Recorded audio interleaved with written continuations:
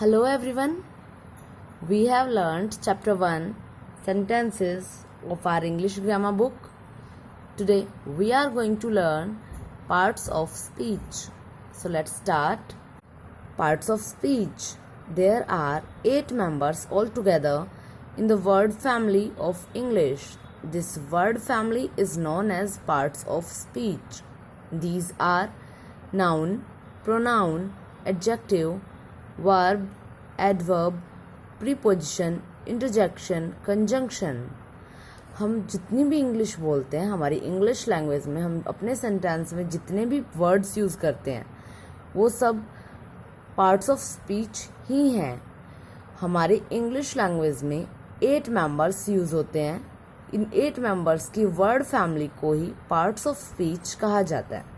ये 8 parts of speech कौन कौन से हैं? Noun, pronoun, adjective, verb, adverb, preposition, interjection, conjunction. So now let's learn these 8 types in detail. Noun.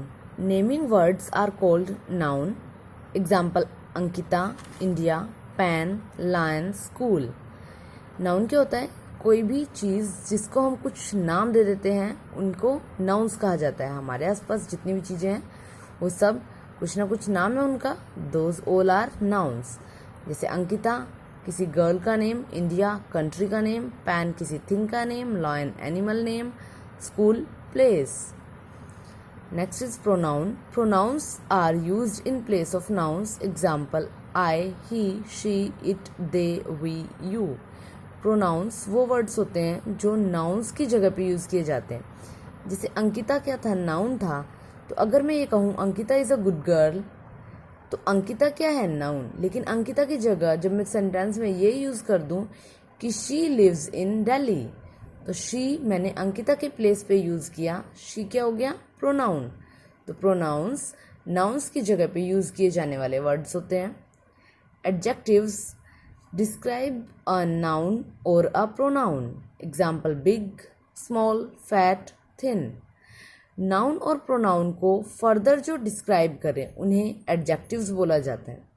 जैसे मैंने अंकिता के बारे में अभी डिस्कशन किया. Ankita is a girl. Ankita noun, she lives in Delhi, she pronoun.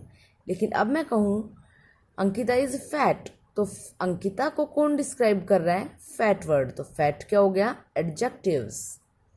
Now verb. Action words are called verb. हम जो भी एक्शन कर रहे हैं that is known as verb. Like laugh, read, play, sleep, go, come. These all are action words. कोई ना कोई काम कर रहे हैं हम, दैट इज वर्ब. एडवर्ब.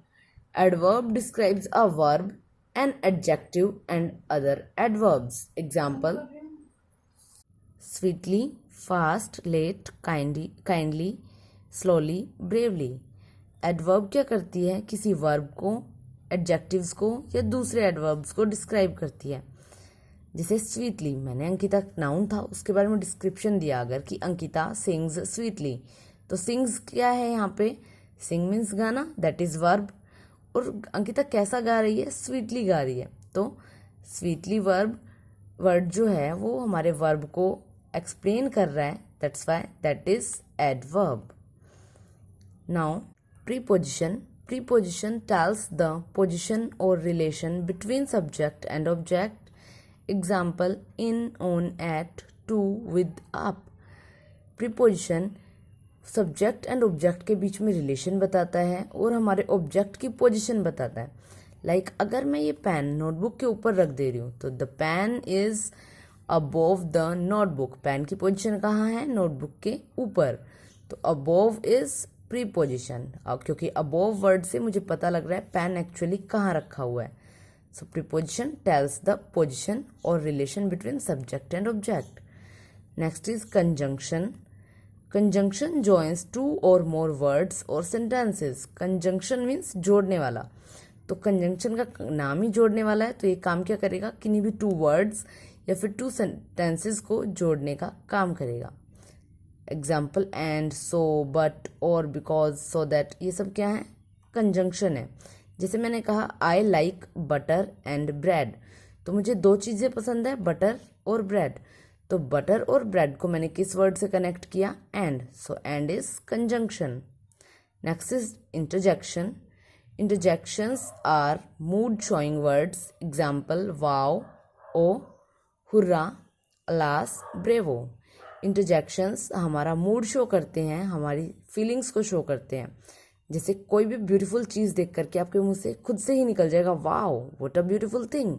तो वाओ वर्ड क्या है? इंटरजेक्शन है. ये हमें बता रहा है कि हम उस ब्यूटीफुल चीज़ को देख करके सरप्राइज हो गए हैं. एंड इंटरजेक्शन वर्ड्स के लास्ट में हम साइन ऑफ एक्सक्लेमेशन लगाते हैं. This is sine of exclamation. So today you are to revise these 8 parts of speech with definitions. Tomorrow we will learn the book exercises of this chapter. Thank you.